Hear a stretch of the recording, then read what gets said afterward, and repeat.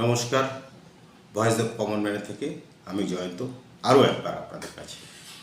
আজকে supreme court যে নির্দেশ দিয়েছে তাতে বলা হয়েছে আগামীকাল বিকেল 5টার মধ্যে জুনিয়র ডাক্তারদের কাজে যোগ দিতে হবে।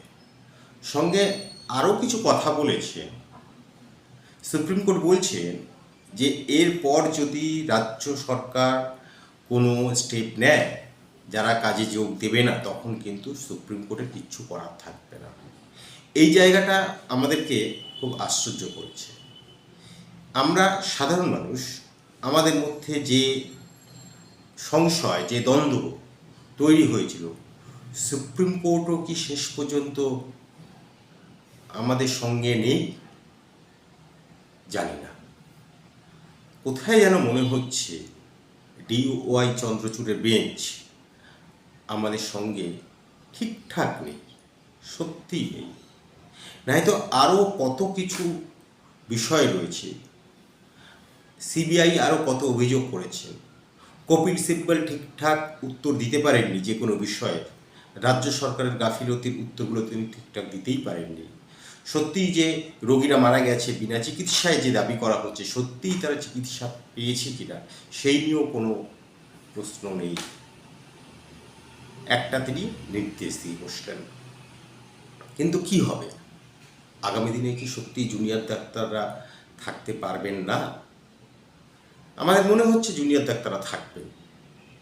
কেন থাকবেন না? কেননা আমরা সাধারণ মানুষরা তাঁর সঙ্গে আছি, তাঁদের সঙ্গে আছি। আমরা বুঝতে পারবো না বাইরে থেকে। আমরা হসপিটালে যাই, চিকিৎসা নিই, চলে আসি। যে কতটা নিরাপত্তাহীনতার মধ্যে, কতটা পরিশ্রমের মধ্যে দিয়ে তারা আমাদেরকে চিকিৎসা দেয়, এবং কতটা রাজনৈতিক চাপের মধ্যে দিনের পর দিন তাদেরকে থাকতে হয়, আমরা এগুলো সত্যি বুঝতে পারবো না। তার কারণ আমরা ওপরটা দেখি, আমরা ভিতরটা কখনো তলিয়ে দেখি না। দেখার সময়ই বা কোথায়? আমরা জীবন জীবিকা নিয়ে আমরা ব্যস্ত থাকি। আজকে এই বিষয়টা নিয়ে, পশ্চিমবঙ্গের এই বর্তমান পরিস্থিতি নিয়ে, আগামী দিনে আন্দোলন কোন দিকে যেতে চলেছে সেই নিয়ে আমরা কথা বলেছি বিশিষ্ট ডক্টর, দীর্ঘদিন ধরে যিনি যে কোনো প্রতিবাদে মুখর হয়েছে আর প্রথম দিন থেকে এই আন্দোলনের সঙ্গে রয়েছে কলকাতার অন্যতম বিশিষ্ট ডক্টর রঙ্গন ঘোষের সঙ্গে। তার মুখ থেকে আমরা শুনে নেব ঠিক কী পদ্ধতিতে আগামী দিনে আন্দোলন যেতে পারে, ঠিক কীভাবে ডাক্তাররা নিরাপত্তাহীনতায় ভোগে, কেন নবান্ন বাধ্য হয় এতদিন পরে ডাক্তারদের নিরাপত্তার জন্য অর্থ বরাদ্দ করতে। এবং তিনি, যদি আপনারা পুরোটা শোনেন, তিনি দাবি করছেন যে সারা বিশ্বে ভালো ভালো ডাক্তার যারা রয়েছেন তাদের সমযোগ্যতার ডাক্তার কলকাতায় রয়েছে। যদি সত্যি সুষ্ঠুভাবে তাদেরকে ডাক্তারি করতে দেওয়া হয়, চাপহীনভাবে যদি তারা ডাক্তারি করতে পারেন, তাহলে আমাদের মতন হতদরিদ্র মানুষদের ভেলোর যেতে হয় না, দক্ষিণ ভারতে ছুটে যেতে হয় না। আসুন তার কথা শুনি, এবং সেই মানুষটার থেকে শুনতে শুনতে আমরা এই পশ্চিমবঙ্গের ডক্টরি ব্যবস্থার ভিতরটা একটু বোঝার চেষ্টা করি। চমকে উঠবেন শুনলে। আসুন শুনি। হ্যালো। হ্যাঁ, হ্যাঁ আচ্ছা, হ্যাঁ ডক্টর বলুন। রঙ্গন ঘোষ বলছেন? হ্যাঁ বলছি, হ্যাঁ, বলুন। নমস্কার, আমি ভয়েস অফ কমন ম্যানের থেকে জয়ন্ত বলছি। নমস্কার। হ্যাঁ, আচ্ছা ডাক্তারবাবু, আজকে তো সুপ্রিম কোর্টের একটা নির্দেশ বেরিয়েছে যে তিনি বলছেন যে জুনিয়র ডাক্তারদের কালকের মধ্যে কাজে ফিরতে হবে। তারও হ্যাঁ, আগে বলি, আপনি তো এই আন্দোলনের সঙ্গে প্রথম থেকেই আছেন, সিনিয়র ডাক্তার হিসেবে অবশ্যই। একদম একদম প্রথম দিন থেকে। হ্যাঁ, তা আন্দোলনটাকে খুব কাছ ব্যাপারটা হলো, আমি থেকে। প্রথম দিন থেকে সিনিয়র বা জুনিয়র ডাক্তার হিসেবে না, আচ্ছা আমি অ্যাজ আ মানুষ হিসেবে আছি, আচ্ছা অ্যাজ আ কমন ম্যান হিসেবে আছি। আচ্ছা। এই হুম। স্বাস্থ্য পরিষেবাটা তো আপনি অনেক কাছ থেকে দেখতে পাচ্ছেন এই মুহূর্তে। হ্যাঁ, সারা বছরই দেখেন, কিন্তু এই আন্দোলনে কি সত্যিই কি খুব প্রভাব পড়েছে কি স্বাস্থ্য ব্যবস্থার মধ্যে জুনিয়র চিকিৎসকরা সব কর্মবিরতিতে যাওয়ার জন্য? হ্যাঁ, ব্যাপারটা হলো স্বাস্থ্য পরিষেবার মধ্যে থেকেও এখন যেন সবকিছু আমার অচেনা মনে হচ্ছে। আচ্ছা, কিরকম আহ, একটু যদি বলেন। যেমন আমাদের যারা আহ, ধরে রাখি এমএলএ বা এমপি যারা কিনা ডাক্তার, অলরেডি ডাক্তার, হুম। লাইসেন্স ডাক্তার, ওনারা হঠাৎ করে বলে বসছেন যে ওনারা নাকি কোলে বসে পরীক্ষা দিয়েছেন, আচ্ছা ওনারা নাকি কোলে বসে পরীক্ষা দিয়ে পাশ করেছেন। আচ্ছা। আমাদের চেয়ে অনেক সিনিয়র ওনারা, হুম। অনেকখানি senior, and we look up to them. আমরা ওনাদেরকে আইডল হিসেবেও দেখি অনেক সময়। তো ওনারা যদি এরকম কথাগুলো বলেন, তাহলে কমন ম্যান যারা এমনি, ধরুন আপনি আমি সবাই, যাদের এমনি ডাক্তারের দরকার হয়, ওনারা কোথায় যাবেন? একটা মানে তারাই তৈরি করে দিচ্ছেন ভরসাহীনতার জায়গা। একদম ঠিক কথা। আরেকটা আপনি যেটা বললেন সেটা তো আমাদের এক সাংসদ বলেছেন কথাটা। এই কথাটার মধ্যে দিয়ে কি আমাদের ধরুন এই যে আন্দোলনটার মধ্যে আমরা যারা আছি, যে সকল ডাক্তাররা রয়েছেন, হ্যাঁ, হুম, এবং যোগ্যতার সঙ্গে পাশ করে ডাক্তারি করছেন, হ্যাঁ, হুম। তাদের কি কোথাও অপমানিত করা হয়নি? নিশ্চয়ই হয়েছে। কারণ আপনি ভালো করে জানেন যে একটা ডাক্তার হতে গেলে তাকে কতখানি স্যাক্রিফাইস করতে হয়, একটা মানুষকে কতখানি স্যাক্রিফাইস করতে হয় যাতে সে একটা ডাক্তারের এক্সামিনেশন পাস করতে পারে, তারপরে সে ডাক্তারি আহ, মানে পড়াশোনায় নিজেকে নিযুক্ত করতে পারে, তারপরে আবার সে 5 বছর পড়াশোনা করবে, তারপরে সে একটা ডাক্তারি সার্টিফিকেট পাবে। ডাক্তারি সার্টিফিকেট খালি পেলেই হলো না, তাকে আবার স্পেশালাইজেশন করতে হবে আবার 3 বছর, তারপরে আবার সুপার স্পেশালাইজেশন করতে হবে। তাহলে এটা কত বছরের আমাদের স্যাক্রিফাইস হলো? মোটামুটি অলমোস্ট 15 ইয়ার্স এর স্যাক্রিফাইস। তার মধ্যে রোগী দেখা, রোগীদের কথা শোনা, রোগীদের কিছু ভুল করল, আফটার অল তো ডাক্তাররাও তো মানুষ, কিছু এদিক ওদিক হয়ে গেল, 19 কি 20 হয়ে গেল, সেখানেও রোগীর বাড়ির লোকেদের কাছ থেকে কিছু খারাপ কথা শোনা, এসব তো লেগেই আছে। যেটা আমি জানি ওনাদের সাথে আমাদের কোনো এনিমিটি নেই, কিন্তু দেখুন বাড়ির কোনো লোকের যদি কিছু প্রবলেম হয় ওনারা বলবেনই। এটা আমারও হতে পারে, আমার বাড়ির লোকের ঠিক, সাথেও যদি কেউ কিছু হতে একটা হতে পারে। তাৎক্ষণিক একটা প্রতিক্রিয়া বা উত্তেজনা যাই বলুন, রাইট, এটা বলবেন, ওটা হতেই পারে। হতেই পারে। আমরা এই তো সব করার পর আমরা যদি লাস্টে এরকম করে শুনি যে কোলে বসে পরীক্ষা দিয়ে পাশ করে যাচ্ছে বা টাকা দিয়ে পাশ করে যাচ্ছে, তাহলে আর কমন ম্যানরা যাবে কোথায়?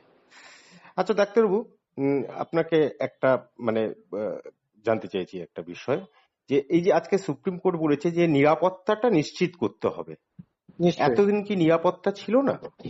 তার মানে দেখুন, ওনারা কিন্তু নিজেদের স্টেটমেন্টকে নিজেরাই কন্ট্রাডিক্ট করছেন। ওনারা হঠাৎ করে নড়ে চড়ে বসছেন, দিয়ে বলছেন যে নিরাপত্তা নিশ্চিত করতে এবং হবে। নবান্ন তার মানে কিছু অর্থ বরাদ্দ করেছে ডাক্তারদের নিরাপত্তার জন্য। হ্যাঁ, আর সেটাও কি এই 1 মাস হয়ে গেল কোন ডিপার্টমেন্টে, I say not in RG Kar, কোন সরকারি কলেজ বেসরকারি কলেজে কোথাও একটা সিসিটিভিও কিন্তু নতুন করে বসানো হয়নি। এই 1 মাসের মধ্যে কথা বলছি আমি। আপনারা কি ধরনের নিরাপত্তা চাইছেন? এই যে নিরাপত্তা কি ধরনের, এতদিন ছিল না বা এখন কি হলে ভালো হয়? দেখুন, নিরাপত্তার মধ্যে অনেক কিছু করা যেতে পারে। যেমন আমাদের ধরুন ওয়্যারেবল ডিভাইস হতে পারে। যেমন আমরা উবার বা ওলা, আমি নাম নিয়েই বলছি সংস্থাগুলোর, যেখানে আমাদের ধরুন কোনো অসুবিধে হচ্ছে, গাড়ির পাশেই দেখবেন একটা লাল রঙের বাটন থাকে, হুম। ওটা যদি টিপে দেওয়া যায় তাহলে আহ, মানে ওটা ড্রাইভারের কাছেও একটা থাকে, আর যে কাস্টমার তার কাছেও থাকে, যারা প্যাসেঞ্জার তাদের কাছেও একটা থাকে। যদি ওটা টেপা যায় তাহলে আশেপাশের পুলিশ স্টেশনগুলোতে মানে সঙ্গে সঙ্গে একটা সতর্কতা পৌঁছে যায়। তো সেই রকমই একটা হতে পারে ওয়্যারেবল ডিভাইস, হতে পারে। আজকাল ওয়্যারেবল ডিভাইস সবার হাতেই থাকে, সেখানে কোনো বাটন হতে পারে বা অ্যাপ হতে পারে যেটা কিনা প্রেস করলে আহ, ম- ও মানে যে পুলিশ ফাঁড়ি আছে আশেপাশে সেখানে ডাইরেক্ট কন্ট্যাক্ট হয়ে যাবে, এরকম যেতেই পারে। মানে সিসিটিভিতে এরকম কি নিশ্চয়ই কিছু পরিস্থিতি হয় যে পুলিশকে কন্ট্যাক্ট করতে হবে, বা হসপিটালের মধ্যেই কি আপনাদের কি এরকম কোনো পরিস্থিতি কখনো তৈরি হয়? নিশ্চয়ই হয়। সেটা তো আহ, এবারে তো একটা জ্বলন্ত উদাহরণ আরজি কর আছে, কিছুদিন আগে আপনারা জানেন এনআরএসেও হয়েছিল। সেখানে আচ্ছা। আপনাদের মনে আছে কিনা জানি না, ছেলেটার স্কালটা হুম। স্কালটাতে ডেন্ট পড়ে গেছিল, হুম। এমনই তাকে মারা হয়েছিল। আচ্ছা। ইভেন স্টিল নাও উনি কিন্তু একটু হলেও মানে ঠিক ব্যালেন্সড নন, হতেই পারে। তো এইগুলো আহ, তো লেগেই থাকে। এছাড়াও মাঝখানে অনেক রকম প্রাইভেট প্র্যাকটিসে বলুন বা ধরুন প্রাইভেট হসপিটালসে বলুন বা সরকারি হসপিটালসে, এইগুলো তো লেগেই আছে।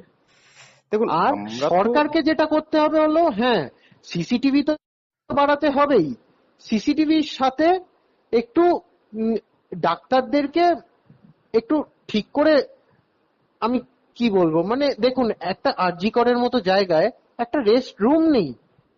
যে আমাদের যে বোন, যার কথা আমরা বলে তিলোত্তমা। তিলোত্তমা, অভয়া, হুম। আমাদের যে বোন, ওনার একটা রেস্ট রুম পর্যন্ত ছিল না, ওনাকে সেমিনার হলে গিয়ে শুতে হচ্ছে। এরকমটা কেন হবে? উনি একজন পিজিটি চেস্ট মেডিসিন, কত ইম্পর্টেন্ট একটা ডিভিশন অফ মেডিসিন, সেইখানে ওনাদের একটা ন্যূনতম ন্যূনতম একটা ফেসিলিটি নেই। এটা কেন হবে? এটা তো একটা গ্লিচ। দেখুন আমরা তো হসপিটালে যাই, আপনাদেরকে দেখাই, চলে আসি, ওষুধ দেন, পরীক্ষা করতে দেন, আমরা চলে আসি। হুম আমাদের তো বাইরে থেকে অতটা বুঝতে পারবো না আপনাদের হুম সমস্যা। আজকে ধরুন আরজিকর ঘটনার জন্য একটার পর একটা সমস্যা আমরা দেখতে পাচ্ছি। আর যেটা হুম হচ্ছে একটা রাজনৈতিক চাপ আপনাদের মধ্যে থাকে, এবং পছন্দ না হলে শুনেছি টানা 36 ঘন্টাও ডিউটি দেয় হুম আপনাদেরকে। হুম। এগুলো কতটা মানে কি ধরনের ঘটনা ঘটে একটু যদি এটা দেখুন, বিশ্লেষণ সত্যি করতেন। কথা বলতে কি, 36 ঘন্টার ডিউটির যে ব্যাপারটা, হুম। এটা কিন্তু পছন্দ অপছন্দের জন্য না, হুম। অপছন্দর ব্যাপার না। এটা আচ্ছা। সার্কুলেশনে হয়, রোটেশনাল বেসিসে হয়।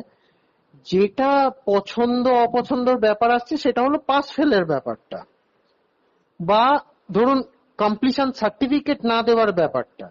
এইখানে যেখানে দাদাগিরি বা দিদিগিরি যেইগুলো শুরু হয়েছে, সেই হিসেবে কিছু জনের নামও আসছে এটা কতটা মানে রোটেশনাল এটা কি বেসিসে। সবকটা হসপিটালেই চলে এগুলো? এইগুলো কলেজ হসপিটালেই চলে, এগুলো তো প্রাইভেট হসপিটালে হয় না, কলেজ হসপিটালে হয়। আচ্ছা। আপনি তো আর হচ্ছে তো, আমরা তো দেখতে পাচ্ছি। আপনি দেখুন, যে ডক্টর অভিক দে বা ডক্টর বিরূপাক্ষ, এনাদের নাম যে এসছে, এনারা তো অ্যাকচুয়ালি স্টুডেন্ট, এনারা তো অ্যাকচুয়ালি স্টুডেন্ট। তো এনারা স্টুডেন্ট হয়ে একটা প্রফেসরের বদলির কথা কি করে বলতে পারে? ঠিক। মানে এটা তো এরকম হয়ে গেল, আমি আমার টিচারকে ইনস্ট্রাক্ট করছি আপনি এই স্কুলে পড়াবেন না অন্য স্কুলে চলে যান, বা এই কলেজে পড়াবেন না অন্য কলেজে চলে যান, আপনাকে আমার পছন্দ হচ্ছে না। লেম্যান টার্মে তো এরকমই ব্যাপারটা হয়ে যাচ্ছে। তো এইখানে একটা একটা ইনস্টিটিউশনে আমি মনে করি রাজনীতির রংটা না আসাই ভালো, না আসাই উচিত। এইখানে পড়াশোনা করতে আসা হয়েছে, এখানে একটা সার্ভিস দিতে আসা হয়েছে, সম্পূর্ণ ওতে যদি আমরা কনসেন্ট্রেট করতে পারি, that will be better I guess. আপনি তো পেশাগত কারণে বাইরেও হয়তো গিয়েছেন, বাইরের হাসপাতালের সঙ্গে যুক্ত হয়েছেন। সেইখানকার পরিবেশটা কিরকম, মানে পশ্চিমবঙ্গেই কি এরকম ঘটে না সেখানেও এরকম দেখেছেন আপনারা? সত্যি কথা বলতে কি, আমার পড়াশোনা বাইরে। হুম। এবার আমি যেটা দেখেছি ওখানে, ওখানকার কালচার আর এখানকার কালচার অনেকখানি ডিফারেন্ট। ওখানে আমাদের পড়াশোনা হতো, যেটা কিনা এখানে ল্যাগিং। এইখানে কি বলছেন, অ্যাকচুয়ালি তাহলে কি আপনাদের এখানে পড়ালেখা হয় না? এত ডাক্তার বেরোচ্ছে না, কি করে তা? আমি সেটা বলছি না। ল্যাকিং বলতে আমি যেটা বলতে চাইছি সেটা হলো, যেই ডাক্তার মানে যেই ব্রেনের এখানে ক্রিম লেয়ার্সরা এখানে যারা চান্স পাচ্ছেন ওখানে সবকিছু প্রবলেম হয়ে যাচ্ছে হলো রাজনীতির রঙে। আচ্ছা। সেই হিসেবে ল্যাকিং। আমি কখনোই বলছি না কারুর, আমি ব্রেন নিয়ে কথা বলছি না। আচ্ছা, তারা এখানে ইকুয়ালি রাজনীতিটা বেশি তারা হয় ইকুয়ালি বলছেন। গুড, ইভেন আইল টেল দে আর বেটার। কিন্তু রাজনীতির রং যখন ঢুকে যাচ্ছে তখন সবকিছুই মাটিতে মিশে যাচ্ছে। তার জন্য দেখবেন একটা গরিব লোক, একটা আমরা এই দেশে গ্রামের লোক যারা আছে তারা অনলাইনে বা ধরুন একটা ট্রেনের টিকিট কেটে ভেলোরে চলে যাচ্ছে হুম। বা ব্যাঙ্গালোরে চলে যাচ্ছে বা কেরালায় চলে যাচ্ছে। এটা কেন হবে? যখন কি আমাদের medical college is the first medicine college in Asia. তো সেইখানে আমাদের এখানে না দেখিয়ে ওনারা চলে যাচ্ছেন কিনা সাউথে, ওই ব্যাঙ্গালোর, তারপরে কেরালা, তারপরে ভেলোরে। এটা কেন হবে? তার মানে নিশ্চয়ই কোথাও ল্যাগ করছে, সেটা মানুষ বুঝতে পারছে। আমরা শুনেছি যে ওইখানে গেলে অনেক উন্নত চিকিৎসা পাওয়া যায়, অনেক ভালো ভালো ডাক্তার রয়েছেন। তা আমাদের এখানে তো নিশ্চয়ই ভালো ডাক্তার নেই নিশ্চয়ই। ভালো ডাক্তার মানে ওখানের চেয়ে আমি বলবো এখানে আরো বেশি আছে, কিন্তু ওনাদের কাজটা করতে দিক। আচ্ছা। ওনাদের কাজটা ঠিক মতো করে করতে দেওয়া হোক, ওনাদেরকে ঠিক মতো ফেসিলিটিস দেওয়া হোক, ওনাদেরকে এখানে ঠিক আর্মামেন্টেরিয়াম দেওয়া হোক, আরো মডার্ন ফেসিলিটিসটা দেওয়া হোক। সরকার খরচা করুক, সরকার পরিষ্কার রাখুক। একটা প্রিন্সিপাল সে, উনি যদি বায়োমেডিক্যাল ওয়েস্টের ইয়েতে যদি ধরা পড়ে যান, আর্থিক দুর্নীতিতে ধরা পড়ে যান, তাহলে বলুন আর কি রইলো আর? আমি চাই এখানকার যারা ডাক্তার আছেন ওনারা way better than anybody in the world, কিন্তু ওনাদেরকে একটু সাপোর্ট দিক সরকার, ওনাদেরকে আর্মামেন্টেরিয়াম দিক, বেশ। ওনাদেরকে হেল্প করতে হবে তো। বেশ। আচ্ছা, আরেকটু আপনার সময় নেব, আপনি খুবই ব্যস্ত মানুষ জানি। যে এই যে আন্দোলনটা, কালকে ধরুন আপনারা হয়তো কাজে ফিরে যাচ্ছেন, জুনিয়র ডাক্তাররা কাজে ফিরে যাচ্ছেন, এর পরের ডাক্তারদের আন্দোলনের অভিমুখ কি হবে? দেখুন, এটা তো ডক্টরস ফোরামই ঠিক করবে হুম। কি কিভাবে আন্দোলন হুম। করা হবে। একটা দিকে আমার মনের কোণায়, যেটা আমার মনের কোণায় মনে হয়েছে, এটা যেন মনে হচ্ছে আন্দোলনটাকে আহ, ঠিক সাপ্রেস করার জন্যই এইরকম একটা ইয়ে করে দেওয়া হলো যে 5টার মধ্যে জয়েন করতেই হবে। আচ্ছা। কারণ ডাক্তাররা আর কি করতে পারে? ডাক্তারি ছাড়া আর কিছু কি করতে পারে? আমার তো মনে হয় না। কি মনে হচ্ছে, আন্দোলনের তীব্রতা কি বাড়বে অন্য কোনো ভাবে? ডাক্তারদের আন্দোলনের, নাগরিক সমাজ তো আন্দোলনে আছে, থাকবে, এটা তো বোঝা যাচ্ছে। আজকে মুখ্যমন্ত্রী নাগরিক বলেছেন। সমাজরা যদি ডাক্তারদের পাশে থাকে, ডাক্তারদের এই আন্দোলন আরো বৃহত্তর হবে, বৃহত্তম হবে। কিন্তু 36 ঘন্টা ডিউটি পড়লে কি হবে তখন? দেখুন, 36 ঘন্টার ডিউটি খালি কলকাতায় না, এটা অনেক জায়গাতেই করতে হয়। 36 ঘন্টা কেন, আরো বেশি করতে হয় অনেক সময়। কিন্তু উম, আপনি ভাবুন না, অনেক সময় 24 ঘন্টার 28 ঘন্টার ওটি হয়ে যায়। সেই জায়গায় 36 ঘন্টার ডিউটি আর কি? কিছুই না একটা ডাক্তারের কাছে। আর সে তো জানে, সে তো সার্ভিস দিতেই এসছে, সে তো জানে আমি স্যাক্রিফাইস করেছি এই সার্ভিসটা দেওয়ার জন্যই। তার কাছে 36 ঘন্টা এটা একটা, this is a number only, এটা আর কিচ্ছু না। ওনাদেরকে একটু হেল্প করা হোক। আমি চাই গভর্নমেন্ট হেল্প করুক ওনাদেরকে। হেল্প ইন দ্য সেন্স সব দিক থেকে, সেফটির দিক থেকে, তাকে মডার্ন ফেসিলিটিস এর দিক থেকে, সবকিছুর দিক থেকে হেল্প করতে হবে তাকে। আর হ্যাঁ, নর্মাল কমন ম্যানদেরও বুঝতে হবে যে এনারাও মানুষ, এনাদেরকে ভগবান বলার দরকার নেই, এনারা মানুষ, এনাদেরকে ওইভাবেই দেখতে হবে, এনাদেরকে সময় দিতে হবে, এনাদেরকে আহ, আরো নিজেদের মতো করে রাখতে হবে। ঠিক। আহ, কারণ খুব ওনারা সার্ভিস ছাড়া আর কিছু দিতে পারেন না, কিন্তু ডাক্তাররা ডাক্তারি ছাড়া আর কিছু পারে বলে আমার মনে হয় না। ঠিক আছে, খুব ভালো বলেছেন। ধন্যবাদ আপনাকে। আর ধন্যবাদ শেষে শেষে আপনাকেও। শেষে একটা কথা বলি, নাগরিক সমাজ কিন্তু আছে আপনাদের সঙ্গে, ছিল এ, আর থাকবেও। নিশ্চয়ই। আজকে লাস্ট মুখ্যমন্ত্রীর 1 মাস ধরে যা আমরা দেখেছি, আমরা এইটুকু বুঝে গেছি, আর কেউ থাকুক না থাকুক, নাগরিক সমাজ পাশে আছে। ঠিক আছে, ভালো থাকবেন। এখনো পর্যন্ত হ্যাঁ, আমি একটা কথা বলে দিই, এখনো পর্যন্ত আমার পেশেন্টরা, তারা টাইম দেওয়া হচ্ছে, ধরুন 2টোর সময় আসতে হবে, দুপুর হুম 2টোয় আমি তাকে অ্যাপয়েন্টমেন্ট দিয়েছি, হুম বাস রুট ওখানে বন্ধ হয়ে গেছে, সে যা হোক করে তড়িঘড়ি করে ট্যাক্সি করে আসছে, কিন্তু তার মধ্যে কিন্তু কোনো বিরক্তি নেই, তার মধ্যে কোনো বিরক্তি নেই। তারা বলছে যে হ্যাঁ হোক, বন্ধ হোক, কিন্তু এটা আমরা এটা এটা আমরা চাই, এই যে আন্দোলনটা, এটা জ্বালিয়ে রাখতে হবে, এটা লোকেদের মনে জ্বালিয়ে রাখতে হবে। বেশ, ডাক্তারবাবু খুব ভালো বললেন। হ্যাঁ, আমরা আবারও বলছি, আপনাদের সঙ্গে আছি, আপনারা খালি সরে যাবেন না। ঠিক আছে। নিশ্চয়ই আমরা সরবো না, এটা তো আমাদের নিজেদের বোনের জন্যই লড়াই। আমি তো মনে করি উনিই ভগবান। আজকে আমাদের মাননীয়া বলেছেন যে উৎসবে যোগ দিন। আমার তো মনে হয় যে উনি নিজেই দুর্গা ছিলেন, আমাদের বোনটি, উনি মা দুর্গা ছিলেন।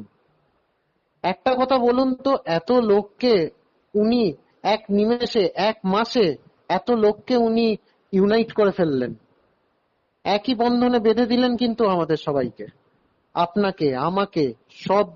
ইভেন কালকে আহ, এই যে মুটে মজদুর হুম এনারাও পদযাত্রা করেছেন, এবং তো আহ, কাকে এই বাঁধেননি সময়টা উনি? এই সময়টা যখন কুমোরটুলির মৃৎশিল্পীরা চূড়ান্ত ব্যস্ততার মধ্যে থাকে, তারাও কালকে পথে নেমেছে। এক্স্যাক্টলি। কারা নেই, এবং সবাই আমাদের পাশে আছে। এবং আমি সত্যি তো কথা মনে করি বলতে, উনিই দুর্গা ঠাকুর। ঠিক, একেবারে ঠিক। ঠিক আছে ডাক্তারবাবু, ওই আমাদের তিলোত্তমা দুর্গাকে নমস্কার জানিয়ে, প্রণাম জানিয়ে আপনারা ভালো থাকুন।